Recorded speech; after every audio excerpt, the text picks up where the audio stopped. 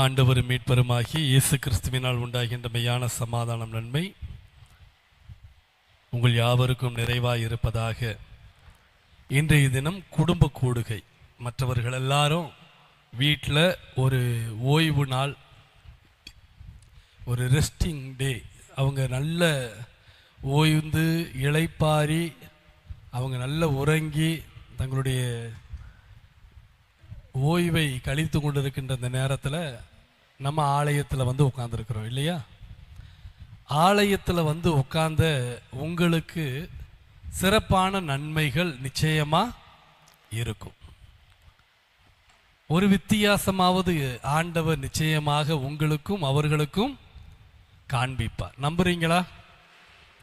நம்மை நம்பி வந்தவர்களுக்கு, தமிழத்தில் உண்மையாய் அன்பு கூறுகிறவர்களுக்கு கர்த்தர் சகலமும் நன்மைக்கு ஏதுவாக நடத்துவார் அப்படின்னு திருமறை சொல்லுது. நிச்சயமாக உங்கள் வாழ்க்கையில் அப்படிப்பட்ட நன்மைகள் உண்டாவதாக. ஒரு குடும்பத்தை நான் உங்களுக்கு சொல்லி நிறைவு செய்ய விரும்புகிறேன். அது ஆதியாகமம் 12வது அதிகாரம் தான். நம்ம எல்லாருக்கும் தெரிந்த ஒரு குடும்பம், ஆபிரகாம் சாராய். ஆதியாகமம் 12வது அதிகாரத்தில் அவர்கள் ஆபிராம் சாராய். அதற்கு பிறகு கொஞ்ச நாளைக்கு அப்புறம் தான் ஆண்டவர் என்ன பண்ணுறாரு, அவங்கள ஆபிரகாம் அப்படின்னு மாத்துறாரு. ஆபிராம் அப்படின்னா குடும்ப தலைவன் அப்படின்னு அர்த்தம். அப்ராம் அப்படின்னா ஒரு குடும்பத்துக்கு, ஒரு சின்ன கூட்டத்துக்கு தலைவன் அர்த்தம். ஆபிரகாம் அப்படின்னா ஒரு இனக்குழுவின் தலைவன், ஒரு தேசத்தின் தலைவன், ஒரு தேசத்தின் தகப்பன். மாத்திட்டார் ஆண்டவர். ஒரு சின்ன ஒரு கூட்டத்தின் தலைவனாய் இருந்த ஒருவரை ஆண்டவர் தேசத்தின் தலைவராக மாற்றுகிறார்.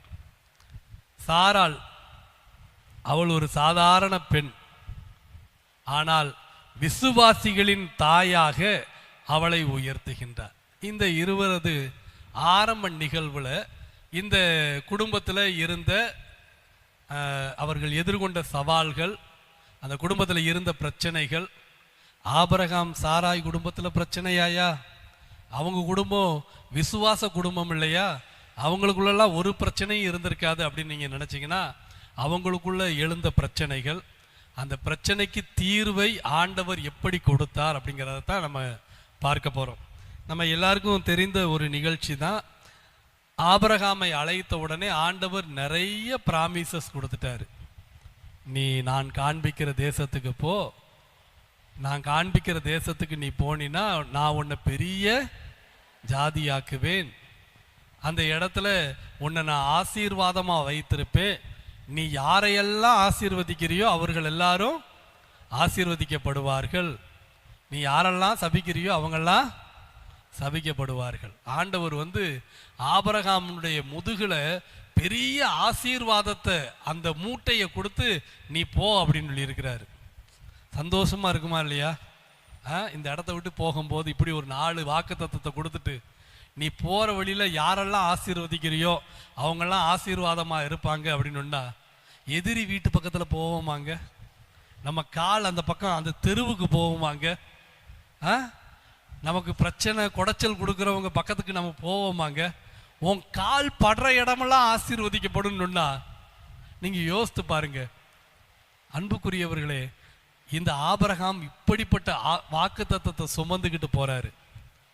தன்னுடைய மனைவியை அழைத்துட்டு போறாரு. பார்த்துக்கோங்க, கணவன் மனைவியாய் அவர்கள் செல்லுகிறார்கள். அது ரொம்ப முக்கியமானது, சரிங்களா?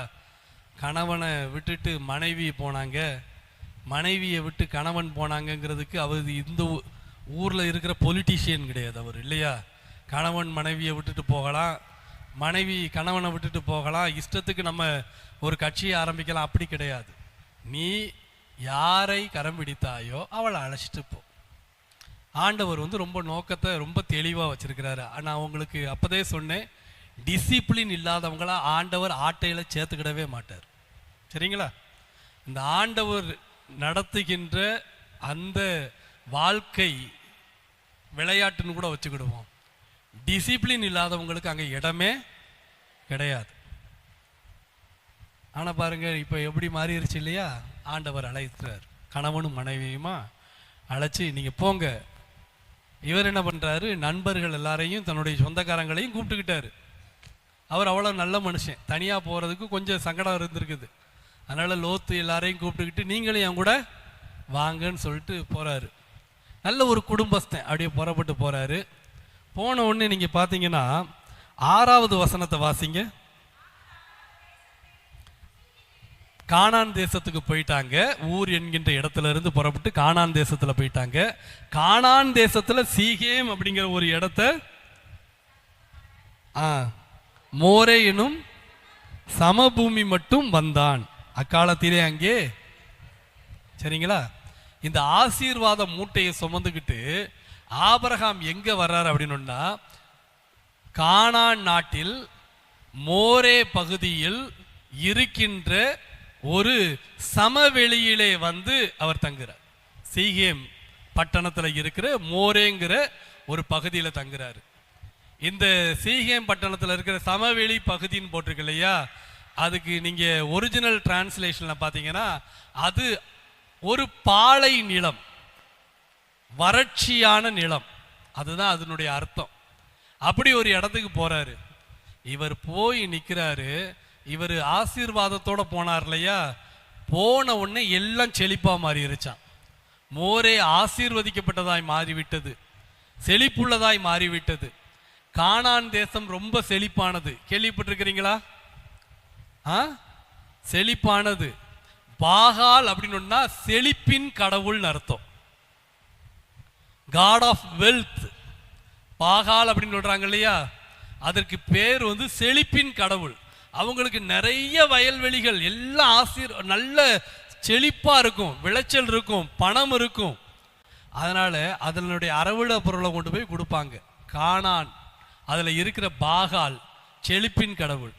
இந்த கானான் தேசம் எப்போ செழிப்பாச்சு அப்படின்னு சொல்றாங்கன்னா, ஆபிரகாம் காலடி எடுத்து வச்ச உடனே தாங்க இந்த கானானே செழிப்பானது. கானான் அப்பந்தான் செழிப்பாயிடுச்சு. அது வரைக்கும் அது பெரிய வறட்சியான இடம். நம்ம போய் இருந்தா ஆசீர்வதிக்கப்படணுமா வேண்டாமா? படணுமா வேண்டாமா? ரைட். இங்க பாருங்க, எடுத்து வச்சார் ஆசீர்வாதம். அடுத்து ஆண்டவர் பாருங்க 7வது வசனத்துல, கர்த்தர் ஆபிரகாமுக்கு தரிசனமாகி இந்த தேசத்தை உன் சந்ததி கொடுப்பேன், பலிபீடம் கட்டினான். அவன் போய் நிக்கிறான். இடம் ஆசீர்வாதமா இருக்குது. ஆசீர்வாதமா இருந்தா இறைவனை வழிபடுவதில் எந்த சிக்கலும் கிடையாது. உடனே என்ன பண்றான், ஒரு பலிபீடத்தை கட்டியாச்சு. கரெக்டா போய்கிட்டு இருக்கு இல்லையா? ஆசீர்வாதம் வாக்கு தத்துவத்தை சுமந்து போறாரு. போய் ஒரு இடத்துல இறங்குறாரு. அந்த இடம் செழிப்பா மாறுது. செழிப்பாய் மாறியவுடன் கடவுளுக்கு பலிபீடத்தை கட்டி அங்க ஆண்டவரை தொழுது கொண்டான். எந்த பிரச்சனையும் கிடையாது. எல்லாம் நம் வாழ்க்கையில் சரியாய் இருக்கும் போது எதுவுமே பிரச்சனை இல்லை. அடுத்த நிகழ்ச்சி 8வது வாக்கியத்தை வாசிங்க.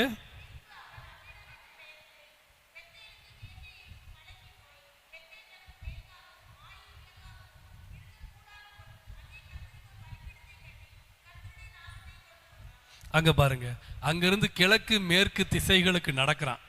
நீ எந்த திசையில நடந்தாலும் நீ கால் மிதிக்கிற தேசம்லாம் உனக்கு நீ எம்மட்டும் நடக்கிறாயோ அம்மட்டும் தருவேன் அப்படின்னு சொன்னவர் உடனே கிழக்கையும் மேற்கையும் நடக்கிறாரு. பார்த்துக்கோங்க, நம்மளாம் விடுவோமா? விடவே மாட்டோம். நடந்துகிட்டே இருக்கிறாரு. எல்லா இடமும் ஆசீர்வதிக்கப்படுது. ஏன்னா இவன் ஆண்டவரது அழைப்பை பெற்று வந்த குடும்பம். இவர்கள் நடந்து செல்லுகின்ற வழிகள் எல்லாம் ஆசீர்வதிக்கப்படுகிறது. உடனே பாருங்க, திரும்பவும் அவன் பலிபீடங்களை கட்டி தொழுகை செய்தான். அப்போ ஆராதனை இங்கேயும் தடபடலை, பிரச்சனை இல்லை. அடுத்தது பாருங்க, அங்க இருந்து அவரு புறப்பட்டு தெற்கே பிரயாணம் பண்ணி போனான். அத்தேசத்திலே இப்பதான் ஆரம்பிக்குது நிகழ்ச்சி. சரிங்களா? இதுவரைக்கும் எதுவுமே பிரச்சனை இல்லை. அவர் போற இடமெல்லாம் ஆசீர்வதிக்கப்படுது. அவர் ஆராதனை செய்கிறாரு, எல்லாம் சரியா இருக்குது. இப்போ முதல் முறையா அவர் ஒரு தேசத்திற்குள் நுழைகிறார். அந்த தேசத்திலே பஞ்சம் ஏற்பட்டது. அப்படி அனுபவம் இருக்குதா? அனுபவம் இருக்குதா? 2007 மில்லேனியம் ஆண்டு 2007 நான் ஊழியத்துக்கு வந்திருக்கிறேன். அப்போ தான் வெள்ளை கயிறை கட்டி வத்திராயிருப்பு அப்படிங்கிற ஊரில் ஃபஸ்ட்டு அப்பாயிண்ட் ஆகியிருக்கிறேன். நான் போய் அந்த ஊருக்கு நான் போயிருக்கிறேன். ஒரு வீட்டு சந்திப்புக்கு போகிறேன். வீடு சந்திப்புக்கு அந்த வீட்டுக்குள்ளே கரெக்டாக காலடி எடுத்து வைக்கிறேன், கரண்ட்டு போயிடுச்சு. சும்மா இப்படி வீட்டுக்குள்ளே காலடி எடுத்து வைக்கிறேன், கரண்ட்டு போயிடுச்சு. உங்கள் வீட்டுக்கு நான் வரும்போது கரண்ட்டு போயிடுச்சுன்னு வச்சுக்கோங்களேன். ஒரு சாயந்தரம் 6:30-7 மணிக்கு வீடு சந்திப்புக்கு நாங்கள் குடும்பமாக வர்றோம், கரண்ட்டு போயிடுச்சு. நீங்கள் என்ன நினைப்பீங்க? நீங்கள் வாழ்கிறது 2000 ஆண்டு நாகரிக உலகத்தில் இருக்கிறீங்க. நீங்கள் உங்களுக்கு தெரியும் எலக்ட்ரிசிட்டி என் கையில் கிடையாது, நான் பவர் பிளக்கை பிடுங்கிட்டு வரலை. உங்களுக்கு தெரியும் காற்றாலையிலிருந்து மின்சாரம் எடுத்து அதை கொண்டு போய் சேமித்து அதை டிஸ்ட்ரிபியூட் பண்ணி உங்கள் வீட்டுக்கு கொடுக்கறது இபி டிபார்ட்மெண்ட்டு. உங்களுக்கு நல்லா தெரியும் இபி டிபார்ட்மெண்ட்டு. இந்த பீட்டர் ஜோசப் உள்ள கால் எடுத்து வைக்கும்போது கரண்ட்டு போச்சுன்னா இபி காரனை திட்டுவீங்களா? இல்லைனா என்னங்க பார்த்தீங்களா? இன்னைக்கு உலகத்தில் அப்படித்தான் இருக்கும். ஏன் மனசே, அதாவது அவங்க வீட்டில் உள்ளவங்க நினச்சாங்களோ இல்லையோ, மொத ஊழியத்துக்கு போகும்போது கரண்ட்டு போச்சுன்னா நம்ம மனசு எப்படி இருக்குன்னு பாருங்க. சரிங்களா? அப்படியே ரொம்ப வெக்ஸ் ஆகிட்டு பார்த்துங்க. அடுத்து அதுக்கு ஒரு மருந்து மாதிரி கொஞ்ச நாளில் அங்கே மழை பெய்ய ஆரம்பிச்சிச்சு. ஒரு லாரியை கொண்டு போய் இந்த கூமாப்பட்டி வீடியோலாம் பார்க்குறீங்கல்ல, கூமாப்பட்டின்னு வத்திராயிருப்புலேருந்து கூமாப்பட்டி ஒரு 4 கிலோமீட்டர் தான். சரியா? வத்திராயிருப்புக்கும் கூமாப்பட்டிக்கும் இடையில ஒரு பெரிய லேக் இருக்குது, பெரிய ஏரி இருக்குது, பெருசு. அதில் தான் அவன் விழுந்து கிடந்துட்டு கையாமையா கத்திக்கிட்டு இருப்பான். சரியா? அந்த லேக்கு நான் அந்த ஊருக்கு போகும்போது ஒரு லாரி, கொஞ்சம் தண்ணி இருக்கிறதுனால லாரியெல்லாம் போய் க்ளீன் பண்ணுவாங்க. அங்கே தான் அந்த தண்ணியை எடுத்து க்ளீன் பண்ணுவாங்க. அந்த லாரியை கொண்டு போய் நிப்பாட்டி இருக்கிறாங்க. மழை பெய்ய ஆரம்பிச்சிச்சு. 1 நாள் 2 நாள் 3 நாள் 4 நாள்னு தொடர்ச்சியாக மழை. 3 வருஷமாக அந்த ஊர் கம்மான் நிரம்பவே இல்லை. தொடர்ந்து மழை பெஞ்சு இப்படி நிறுத்தப்பட்ட லாரி இப்படி திரும்பி மேலே கிடந்துச்சு. அல்லேலூயா. மக்கள்லாம் சொன்னாங்க, ஐயா வந்ததுக்கு அப்புறம் நல்ல மழை பெய்யுது அப்படின்னு. சரிங்களா? எப்படி இருக்கும்? அன்னைக்கு கரண்ட் போய் மனசே நொந்து போயிருந்தேன். இப்போ ஆண்டவர் என்ன பண்ணிட்டாரு? ஆசீர்வாத மழையை பெய்ய பண்ணி அந்த எண்ணத்தையே தொடச்சி எறிஞ்சிட்டார். ரொம்ப ஹாப்பியாக இருந்துச்சு. அப்படியே அந்த ஊர்ல இருந்து ஒரு 2 வருஷம் கழிச்சு ராஜபாளையத்துக்கு மாற்றலாகி போனேன். ராஜபாளையத்தில் உள்ளவங்க சொன்னாங்க, நல்ல மழை பெஞ்சிக்கிட்டு இருந்துச்சு நீங்கள் வர்றதுக்கு முன்னாடி வரைக்கும். மேற்கு தொடர்ச்சி மழை பார்த்துக்கோங்க, குற்றால சாரல் அவ்வளவு நல்லா இருந்துச்சு. இந்த ஐயா வந்தாங்க. வந்ததுக்கு அப்புறம் நம்ம ஊரு, இவர் சிவகாசிக்காரு வேற, சிவகாசி கத்திரி வெயில எங்க கொண்டு வந்துட்டாரு? எங்க ஊருக்கு கொண்டு வந்துட்டாரு. ரொம்ப நொந்து போயிட்டாங்க. அன்னைக்கு கரண்ட் போகும்போது அடிச்சிச்சு பார்த்தீங்களா ஷாக்கு எனக்கு. திரும்ப 2 வருஷம் கழிச்சு ராஜபாளையத்திலேயே அதே ஷாக். அன்புக்குரியவர்களே, நம்ம போய் இருக்கிற இடம் நல்லா இருந்துச்சுன்னா நம்ம எல்லாமே சரியா இருப்போம், எல்லாம் கரெக்டாக போய்கிட்டு இருக்கோம். நம்ம போகிற இடத்துல ஒரு சின்ன தவறு, ஏதோ ஒரு பிரச்சனை வந்துருச்சுன்னா அப்படியே கன்ஃபியூஸ் ஆகிடுவோம். நான் சொல்கிறது பார்க்குறதுக்கு விளையாட்டுத்தனமாக இருக்கும். நீங்கள் வீட்டில் பாருங்கள், இதெல்லாம் பெரிய மேட்டர்ஸ். இதெல்லாம் நீங்கள் சாதாரணமாக நினைக்க முடியாது. இதெல்லாம் பெரிய விஷயமா பேசுவாங்க. இன்னும் மூட பழக்க வழக்கங்கள்ல தான் நம்ம ஊர் ஆட்கள் இருக்கிறாங்க. இதெல்லாம் மூட பழக்க வழக்கங்கள் தான். இவர் பாருங்க, போன இடத்துல பஞ்சன்னொன்னே அவர் திசையை மாற்றி விட்டார். கடவுள் நான் காண்பிக்கிற தேசத்துக்கு போன்னாரு, கானானுக்கு போயிட்டாரு. கானானுக்குள்ள அங்கேயும் இங்கேயும் சுத்தினாரு, கிழக்கும் மேற்கும் பிரச்சனை இல்லை. கானானிலே தெற்கு திசைக்கு செல்லும் போது ஒரு பிரச்சனை வந்துருச்சு, பஞ்சம். ஊருக்காரெல்லாம் சொல்லியிருப்பான், 2007 என்ன பார்த்து சொன்னாங்கய்யா? அப்போ 3600 வருஷத்துக்கு முன்னாடி ஆபிரகாம் அந்த ஊர்ல போனவனே என்ன சொல்லியிருப்பாங்க? இவன் வந்த உடனே எங்க ஊர்ல பஞ்சம் வந்துருச்சு. இவன் சொல்லியிருப்பான், ஐயோ என் பேக்ல ஆசீர்வாதம்ல இருக்குது, நீ எங்களுக்கு பஞ்சத்தை கொண்டு வந்து விட்டாய். இந்த உலகம் தன்னுடைய வருத்தத்துக்கு மருந்து எப்படி கண்டுபிடிக்கும்னா, இன்னொருத்தர் மேல பழிய போட்டுறதன் மூலமா. இன்னொருத்தர் மேல பழிய போட்ட உடனே இவங்க தப்பிச்சுக்கிட்டாங்களாம். பஞ்சம் வருவதற்கு அந்த தேசத்தினுடைய ஜனங்கள் காரணமா இருந்திருப்பாங்க. என்ன காரணமா இருந்திருப்பாங்க சொல்லுங்க?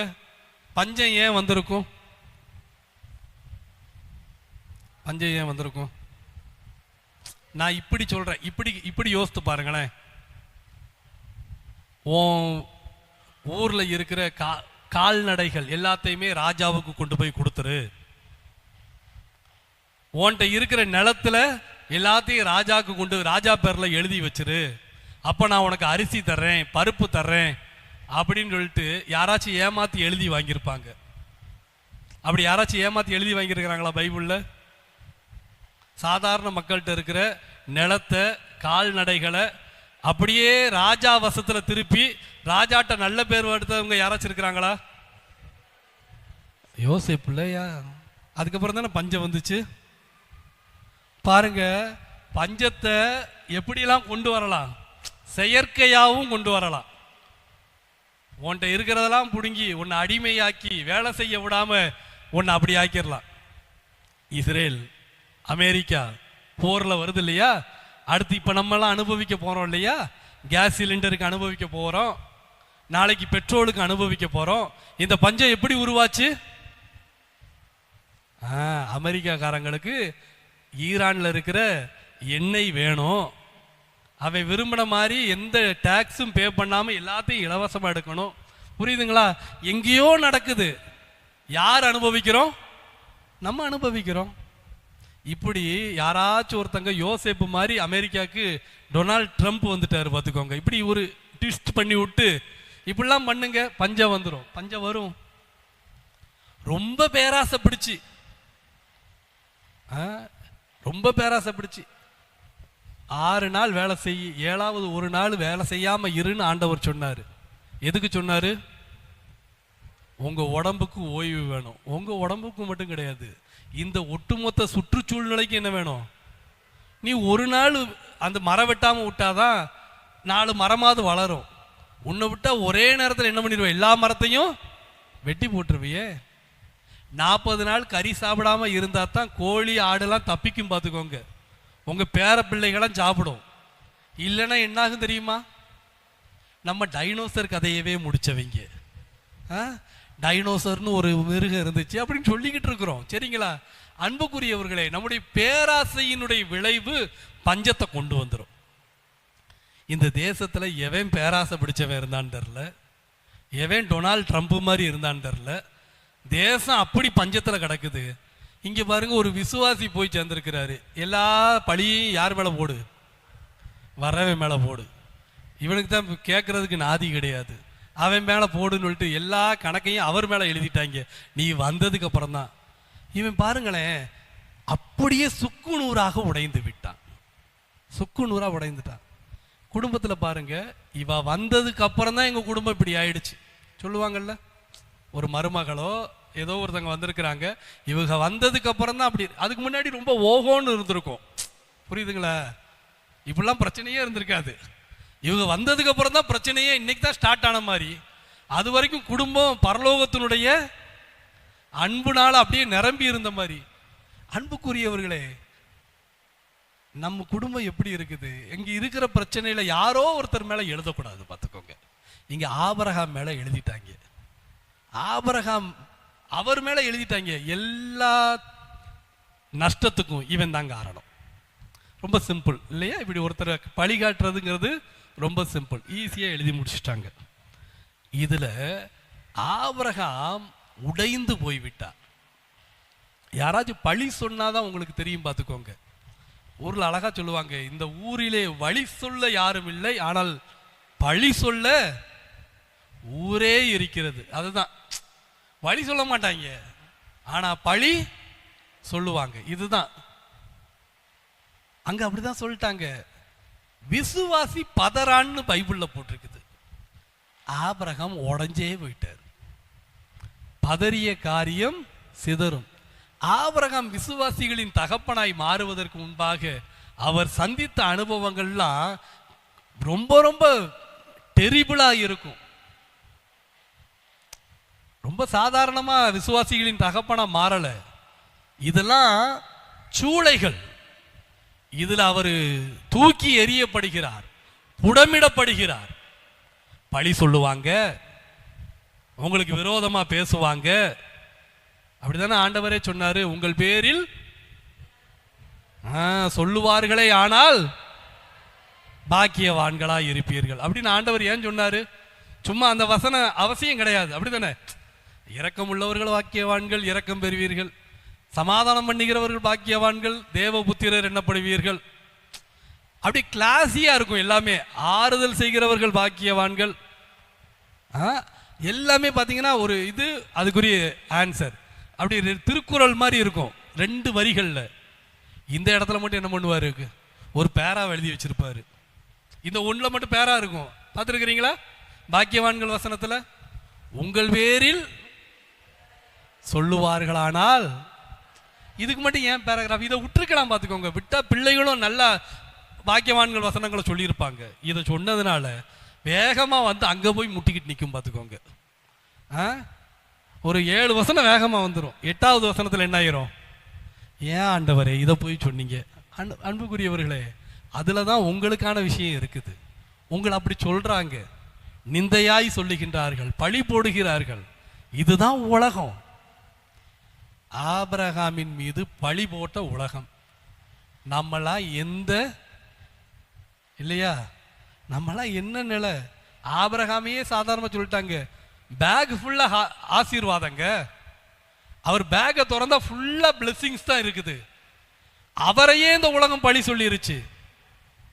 நம்மகிட்ட பேக்கே இல்லையே, இல்லையா? நம்ம இன்னும் இந்த 1ஆம் தேதி ஒரு வாக்குத்தத்தத்தை வாங்கிட்டு சாயந்தரம் கொடுக்குற அந்த சின்ன அட்டைக்கு தானே காத்துக்கிட்டு இருக்கிறோம், இல்லையா? நம்ம நிலைமை அவ்வளவு தானே. அவர் பல்கா வச்சிருக்கிறாரு. பல்க் ஆர்டரையே தூக்கி போட்டாங்க. நீ வந்து ரொம்ப ஆசீர்வாதத்திற்கு இடைஞ்சலா இருக்கிறாய். வந்தோடனே பாருங்க, சொக்கு நூறாயிட்டாரு. என்ன ஆயிடுச்சுன்னு பாருங்க. ஆபிரகாம் உடனே அந்த இடத்துல இருந்து எகிப்துக்கு போயிட்டார். ஆண்டவர் எகிப்துக்கு போக சொன்னாரா? அப்போ நீங்கள் உடைந்து போனால் தவறான முடிவுகளை எடுப்பீர்கள். உடைந்து போனால் நீங்கள் இறைவன் காண்பிக்கிற வழியிலிருந்து விலகி செல்வீர்கள். விலகிட்டாரு. ஒரு சீன பழமொழி இருக்குது, பார்த்துக்கோங்க. அப்படின்னா அதை நீங்க சீன மொழியிலேயே சொல்லுங்க பார்ப்போம் அப்படின்னு சொல்லிடாதீங்க, சரியா? சீன பழமொழியை தமிழ்ல சொல்றேன். நீங்கள் வேறு திசையை நோக்கி செல்லும் ரயிலில் ஏறிவிட்டால் உடனடியாக குழப்பமடையாதீர்கள். அது நிற்கும் முதல் நிறுத்தத்தில் இறங்கி விடுங்கள். புரியுதுங்களா நான் என்ன சொல்றேன்னு? நீங்க போக வேண்டியது மதுரைக்கு, ஆனா நீங்க கன்னியாகுமரி போற ட்ரெயின்ல ஏறிட்டீங்க. கன்னியாகுமரி போற ட்ரெயின்ல ஏறிட்டீங்கன்னா நீங்க கன்னியாகுமரி போறதுக்கு ட்ரெயின் எடுத்து அடுத்து பனகுடியிலையோ வள்ளியூர்லையோ நிறுத்துறாங்கன்னா நீங்க முதல் நிறுத்தத்திலேயே இறங்கிருங்க. அப்படி இறங்கிட்டீங்கன்னா நீங்க எதை விட்டுட்டு வந்தீங்களோ அது உங்களுக்கு சமீபமா இருக்கும். ஈஸியா நீங்க போய் ரீச் ஆயிருவீங்க. அதை விட்டுட்டு ஐயோ நான் மாறி ஏறிட்டேன், ட்ரெயின் ஏறிட்டேன், இப்படியே புலம்பிக்கிட்டு இருந்தீங்கன்னா நீங்கள் இருக்கின்ற திசையிலிருந்து ரொம்ப தூரம் போயிருவீங்க. ரொம்ப தூரம் போயிட்டீங்கன்னா உங்களை திரும்ப கொண்டு வர்றது ரொம்ப கஷ்டம். புரியுதுங்களா?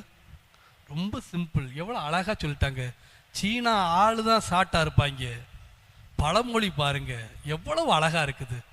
இது போல ஒரு பழமொழி நம்ம ஊர்ல கேட்டா சும்மா அகப்பையில வரும், சட்டியில இருக்கிறது அகப்பையில வரும், இப்படிலாம் பேசிக்கிட்டு இருக்கிறாங்க.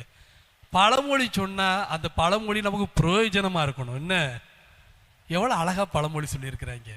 முதல் நிறுத்தத்தில் இறங்கி விடுங்கள். இப்போ இவர் ட்ராக் மாறிடுச்சு. இப்போ ட்ரெயினை தான் நீங்கள் மனசில் வச்சுக்கிற போறீங்க, சரிங்களா? இவர் ஆபிரகாம் போக வேண்டிய திசை மதுரை, ஆனால் ஏறின ட்ரெயின் கன்னியாகுமரிக்கு ஏறிட்டார். இப்போ ஆபிரகாம் ஏறிட்டாரா? முதல்ல என்ன வருதுன்னு நீங்கள் பாருங்க. ஏறிட்டு போன உடனே அவர் போகிற ஸ்டேஷன், ஃபர்ஸ்ட் ஸ்டேஷனில் 11வது வாக்கியத்தை வாசிங்க.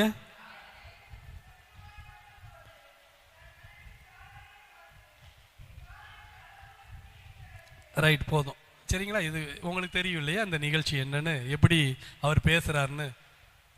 அவருக்கு இத்தனை வருஷம் குடும்பம் நடத்தி இருக்கிறாரு. என்னைக்கு தான் பார்வைக்கு அழகுள்ள ஸ்திரீன்னு தெரிஞ்சிருக்குது பொண்டாட்டி?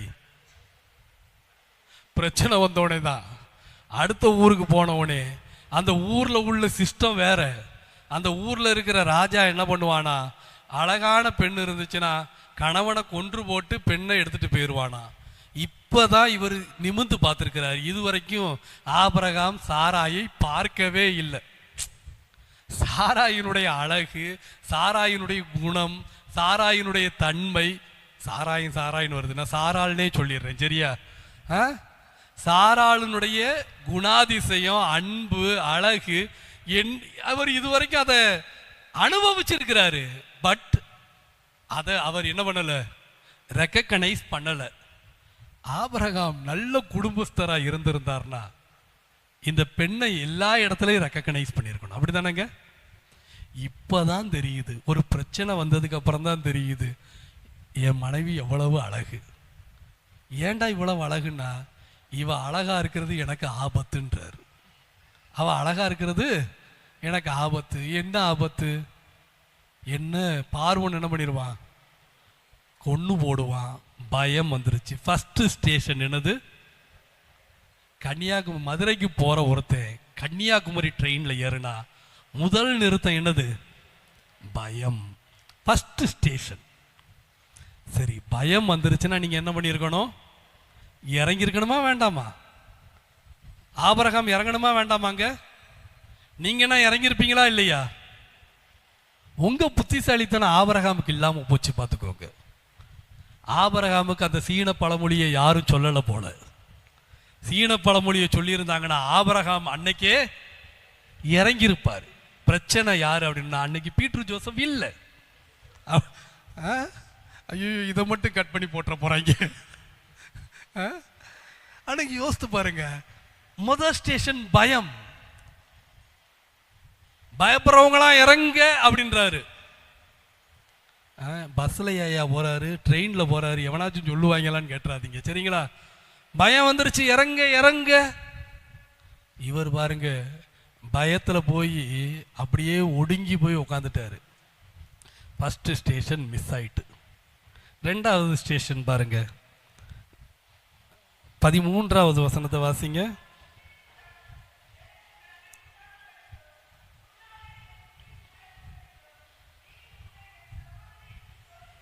அங்க பாருங்க, இந்த வசனத்தை நீங்க ரொம்ப தெளிவா படிக்கணும். உங்க கல்யாண நாள்ல நீங்க சொன்ன, உங்க கல்யாண நாள்ல இல்ல, சரியா? நீங்க சொல்ல போற, சரியாடா?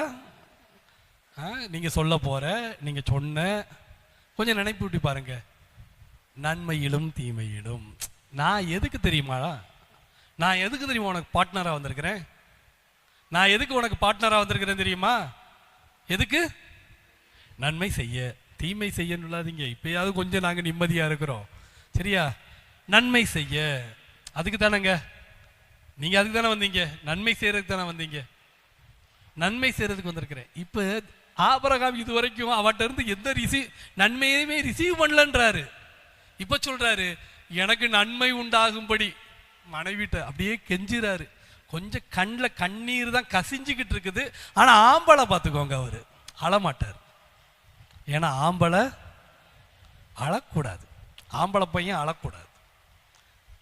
ஆபிரகாம் ஆம்பளை, ஆனா கண்ணீர் இங்க தேக்கத்துல நிக்குது, பார்த்துக்கோங்க. இங்க வரைக்கும் வந்துருச்சு, ஆனா அழமாட்டாரு. என்ன சொல்லுவாரு? நன்மை உண்டாகும்படி. வேணா நீ என்ன சகோதரின்னு சொல்லிக்கோயே. ரெண்டாவது ஸ்டேஷன் வந்துருச்சு, பொய். முதல் ஸ்டேஷன் என்னது? பயம். இப்ப ரெண்டாவது ஸ்டேஷன் வந்துருச்சு, பொய். பார்த்தீங்களா? நீங்க வேற ட்ரெயின்ல ஏறிட்டீங்கன்னா அந்த ட்ரெயின் இப்படி ஸ்டேஷன்ல தான் நிற்கும். பார்த்துக்கோங்க. இந்த பொய் ஸ்டேஷன்ல வந்த போதாவது அவர் இறங்கியிருக்கணும். இறங்கணுமா வேண்டாமா? நல்ல மனுஷனா இறங்கியிருப்பார். அப்படி தானே சொல்லுவீங்க உங்க வீட்டுக்கார? நல்ல மனுஷன்னா இறங்கியிருப்பார். நல்ல மாட்டுக்கு என்னது? நம்ம ஊர் பழமொழி. சீனாக்காரன் எப்படி பழமொழி சொன்னான், நம்ம ஊருக்காரன் எப்படி பழமொழி சொல்றான் பாருங்க. நல்ல மாட்டுக்கு ஒரு சூடு. நம்ம ஆட்கள் சொல்லும் போதே சப்புன்னு அரைகிற மாதிரி தான் பழமொழியே சொல்லுவாங்க. நம்ம பழமொழி சொல்ற மாதிரியும் இருக்கணும், அவன் கண்ணத்தில் ஒரு அரைஞ்ச மாதிரியும் இருக்கணும். ரெண்டையும் மிக்ஸ் பண்ணி சொல்லுவாங்க. பார்த்துக்கோங்க. நல்லது மாதிரியே இருக்கும், ஆனால் கழுத்தை தான் அறுத்துக்கிட்டு இருப்பாங்க. சரியா? நல்ல மாட்டுக்கு ஒரு சூடு. இந்த ஆளுக்கு அப்போதே சொன்னேன், பயம் ஸ்டேஷன் வரும்போதே இறங்கிருவோம் அப்படின்னு சொன்னேன். கேட்கல. இப்போ அந்த பயம் எங்கே கொண்டு வந்து விட்டுருச்சு? பொய்யில கொண்டு வந்து விட்டுருச்சு. ஆனால் பைபிளில் ஆண்டவர் என்ன சொல்லியிருக்கிறாரு? 10 கற்பனையில் ஒன்று என்னது? ஆபிரகாமுக்கு போய் சொல்லுங்க, இப்படி பொய் சொல்லலாமா? அது யாரு? உடனே சொல்லிடுவாங்க, ஐயா உங்களுக்கு தெரில என்ன அப்படின்னா, இந்த பெண் ஆபிரகாமின் சகோதரி தான். ஏன் சொல்லுங்க? அந்த பெண் யாரு? ஆபிரகாமோட சித்தப்பா பிள்ளை தானே. எடுத்துட்டு வந்துருவாங்க இல்லையா? இப்ராஹிம் அப்படின்னு கொண்டு வந்துருவாங்க. சித்தப்பா பிள்ளையை கல்யாணம் பண்ணிக்கலாம், அதெல்லாம் ஒன்றும் தப்பு கிடையாது, அதெல்லாம் நம்ம வழக்கத்தில் உள்ள ஒன்று தானே அப்படின்னு சொல்லிட்டு வந்துருவாங்க. ஏங்க அதெல்லாம் கல்யாணத்துக்கு முன்னாடி. கல்யாணம் பண்ணிட்ட, இப்போ யாரு நீ? சகோதரனா? அப்படியா சொல்லிட்டு உங்க கையை பிடிச்சி என் சகோதரன் அப்படின்னா கையை கொடுத்தாங்க? இல்லை. எதுக்கு கை கொடுத்தாங்க? அப்பா அம்மா எதுக்கு வந்து பிள்ளை பைய கையை பிடிச்சிட்டு மாப்பிள்ளை கையில் கொடுக்குறாரு? அப்பா இவ உன் மனைவிப்பா அப்படின்னு சொல்லிட்டு தானே கொடுக்குறாரு. அப்படி கொடுத்தா இவர் இப்போ சொல்றாரு, ஆட்டையை முதர்ந்து ஆரம்பிப்போமா? நம்ம யாரு? சகோதரர்கள் தானே. டேய் இப்போ நீ யாரு? அப்போ பாருங்க, தவறான ட்ராக்கில் நீங்கள் போக ஆரம்பிச்சிட்டிங்கன்னா பொய் வந்துடும். அதெல்லாம் ஆட்டோமேட்டிக்காக வந்துடும். இந்த ஸ்டேஷன் இப்படி தான் பார்த்துக்கோங்க. கன்னியாகுமரி போகிறதுனாவே இப்படித்தான் பார்த்துக்கோங்க. அப்படி நினச்சிடாதீங்க, நாளை பின்ன கன்னியாகுமரிக்காரங்களாம் நம்மளை நம்பணும். கன்னியாகுமரி போகிற வழியில் அப்படின்னு சொல்லிடக்கூடாது. இந்த ஸ்டேஷனில் கன்னியாகுமரிக்கு ஏன் ஆபிரகாம் போக போகிறாரு இல்லையா? இப்படி மாற்றி போயிடக்கூடாது. இது முடிஞ்சிருச்சு. அடுத்து பாருங்களேன், அடுத்தது பாருங்க, வாசிங்களேன் 14.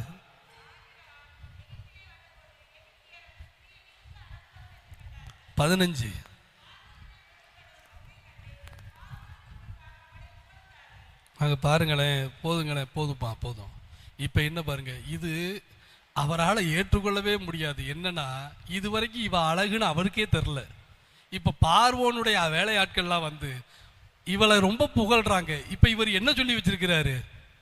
என்னோட சிஸ்டர் அப்படின்னு சொல்லி வச்சிருக்கிறாரு. இப்போ வந்து சொல்றாங்க, உன் சிஸ்டர் ரொம்ப அழகா இருக்கிறாப்பா அப்படின்றாங்க. ஒரு ஆண், அதுவும் கணவன், இந்த வார்த்தையை கேட்க முடியுமாங்க? ஓடிஞ்சே போயிட்டார். மொத்தமா சோழி முடிஞ்சு போச்சு. சரிங்களா? நீ விரும்பாத பாராட்டுக்கள் வரும், நீ எதிர்பாராத வார்த்தைகளை கேட்க வேண்டியிருக்கும், விருப்பமில்லாத சொற்களை கேட்க வேண்டியிருக்கும்.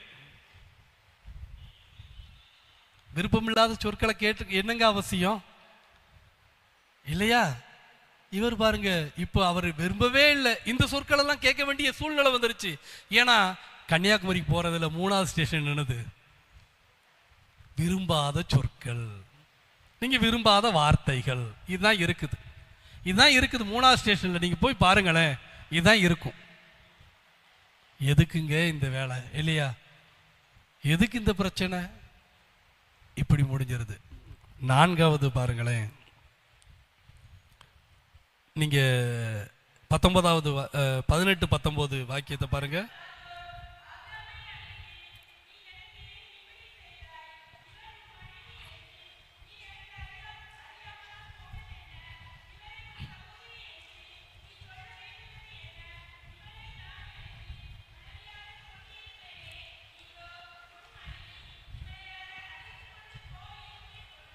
அங்க பாருங்க, பார்வோன் இருக்கிறதுலே அயோக்கியன் தான் ஆரம்பிச்சிச்சு.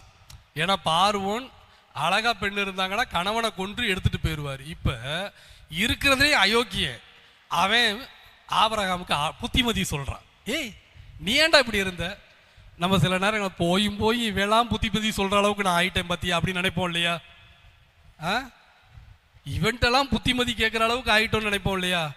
இங்க பாருங்க, 4வது ஸ்டேஷன்ல நல்ல பாவத்திலேயே திளைத்தவங்க, மதியினத்தில் இருப்பவர்கள், தவறுகள் செய்கிறவர்கள், இந்த உலகத்துல அங்கீகரிக்கப்படாதவர்கள், அப்படிப்பட்ட நிலையில இருக்கிறவன் உங்களுக்கு புத்திமதி சொல்லுவான். இது தேவையா?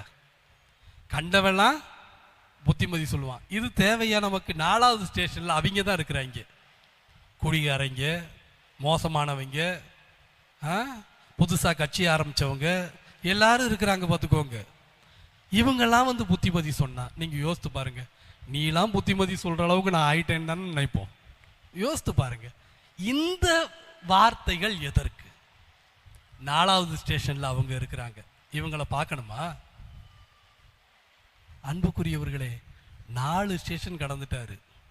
4 ஸ்டேஷன் கடந்துட்டாரு. இப்ப வண்டி நாகர்கோவில் பக்கத்துல போயிடுச்சு. அடுத்து அப்படியே போக போகுது, நாகர்கோவில் பக்கத்துல போயிருச்சு. அன்புக்குரியவர்களே, நாகர்கோவிலில் போய் இங்கே கன்னியாகுமரி போனோடனே அப்படி ஒரு யூ டர்ன் அடிக்கும் தெரியுமா வண்டி? அப்படியே நேராக போயிடாது. அப்படி தானேங்க? நம்ம கரெக்டாக தான் எடுத்துருக்குறோம் ரூட்டு, சரிங்களா? ட்ரெயினில் நீங்கள் போனீங்கன்னா, நீங்கள் கொஞ்சம் கேரளா சைடு போனீங்கன்னா அப்படி போய் ட்ரெயின் திரும்பவும் அதே பாதையில் திரும்பி வந்து வேற ரூட்டுக்கு போகும், சரிங்களா? இப்படியே போனார். ஐயோ ரூட்டு மாறிட்டோம், எங்கேயோ தப்பு பண்ணிட்டோம், எங்கேயோ நம்ம இறங்க மறந்துட்டோம். எங்கே அப்படிங்கிறத யோசித்தாரு. அந்த இடத்துல இருந்து அப்படி திரும்பினார் பார்த்துக்கோங்க. திரும்பி அப்படியே பார்க்குறாரு, எங்கே நம்ம விட்டோம்? கடைசியாக நமக்கும் கடவுள் அல்லவா நம்மளை அனுப்பினவர், கடவுளுக்கு நமக்கு இருக்கிற உறவு எங்கே துண்டிக்கப்பட்டுச்சு அப்படின்னு சொல்லிட்டு திரும்ப அவரை செக் பண்ணி பார்க்குறாரு. செக் பண்ணி பார்க்கும்போது தான் அவருக்கு தெரிஞ்சிச்சு. நீங்கள் பாருங்கள், 13வது அதிகாரத்தில் 4வது வாக்கியத்தை பாரு, அந்த 3வது வாக்கியத்திலிருந்தே வாசிங்களேன்.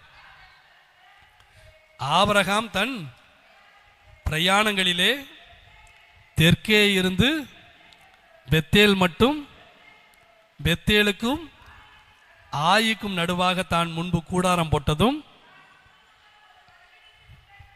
தான் முதல் ஒரு பலிபீடத்தை உண்டாக்கினதுமான அவனுக்கு கண்டுபிடிச்சிட்டான். எங்க நான் விட்டேன், எந்த ஸ்டேஷன்ல நான் இறங்காம விட்டேன், எந்த ஸ்டேஷனை நான் மறந்தேன், கண்டுபிடிச்சிட்டான் பார்த்துக்கோங்க. கரெக்டா அவர் திரும்பி வந்துட்டாரு. சேரன் மகாதேவியில தான் நான் விட்டேன், சேரன் மகாதேவியை விட்டுட்டு போயிட்டேனே. திரும்ப வர்றாரு, திரும்ப ஸ்டாப்ல நேரம் அங்கே வந்து நின்ட்டாரு. நீங்கள் பாருங்களேன், முந்தின அதிகாரத்தில் அங்கே இருந்து தான் அவர் ட்ராக்கே மாறி இருக்கும். எங்கே ட்ராக் மாறிச்சோ அங்கே திரும்பி போனார். அன்புக்குரியவர்களே, வாழ்க்கையில் விரும்பாத சம்பவங்கள் நடந்தால், நீங்கள் எதிர்பாராத நிகழ்வுகள் நடந்தால் ஒரே செய்தி தான், ஏதோ ஒன்றிலே நாம் வழி விலகி இருக்கிறோம். ஏதோ ஒரு இடத்துல நமக்கும் இறைவனுக்குமான தொடர்பு கட் பண்ணப்பட்டிருக்குது. ஏதோ ஒன்றில் நாம் மாறி சென்றிருக்கிறோம். அது எது? அது எது? உங்கள் வாழ்க்கையில் அது எது? ஏதோ ஒரு இணைப்பு துண்டிக்கப்பட்டதினாலே இவ்வளவு கஷ்டங்கள். இந்த கஷ்டங்களிலிருந்து நான் மீண்டு வர வேண்டும் என்றால், நான் எந்த இடத்திலே இறைவனை விட்டு விலகிச் சென்றேனோ அவ்விடத்தில் சென்று இறைவனோடு என்னை ஒன்றித்துக் கொள்வது. ஆண்டோடைய சமூகத்தில் நம்முடைய ஆசீர்வாதங்கள் இடைப்பட்ட நாட்களில் தடைபட்டு போயிருந்தார். எங்கே நான் தொலைத்தேன் என் ஆசீர்வாதத்தை, எங்கே நான் இழந்து போனேன் என் ஆசீர்வாதத்தை? திரும்பி வாருங்கள். ஆபிரகாம் திரும்பி வந்தார், ஆபிரகாம் திருந்தி வந்தார், ஆபிரகாம் எல்லாவற்றையும் திருத்தி கொண்டார் தன் வாழ்க்கையில். அதுக்கப்புறம் பாருங்க, ஆபிரகாம் பழுகி பெருக தொடங்கி விட்டார். அன்புக்குரியவர்களே, ஏதோ ஒரு சின்ன ட்ராக்கு தாங்க, ஏதோ ஒன்று தப்பாக மாறிட்டோம், அறிந்தோ அறியாமலோ குழப்பம், மற்றவங்க நம்ம மேலே போட்ட அழுத்தம், ப்ரெஷர், இதில் நம்ம எங்கேயோ ஒன்றில் அப்படியே தொலைஞ்சு போயிட்டோம். அவங்க போட்ட அழுத்தத்தில் தான் ஏதோ ஒன்றை பேசிட்டோம், அவங்க போட்ட அழுத்தத்தில் தான் ஏதோ ஒன்றை நம்ம செய்து விட்டோம். திரும்பி வாருங்கள், திரும்பி வாருங்கள். ஆண்டவர் உங்களை ஆசீர்வதிக்க அவ்விடத்திலே பிரசன்னத்தாய் வைத்திருக்கிறார். அந்த இடத்துல ஆண்டவர் காத்திருக்கிறார். நான் முதல் முதல் பலிபீடம் கட்டி ஆண்டவரை தொழுது கொண்டேனே. இப்ப தெரியுதா? எபேசு திருச்சபை ஆதியில் கொண்டிருந்த அன்பை ஆண்டவர் கேட்பது ஆதியின் அன்பு. அவ்வளவுதான். ஆதியாகமம் நூலிலே இந்த ஆபிரகாம் எங்கே இழந்து போனாரோ அங்கே திரும்பி வந்தார். இதை நீங்க கண்டுபிடிச்சிட்டீங்கன்னா உங்கள் வாழ்க்கையில் எல்லாம் வெற்றி. கர்த்தர் உங்களை ஆசீர்வதிப்பாராக.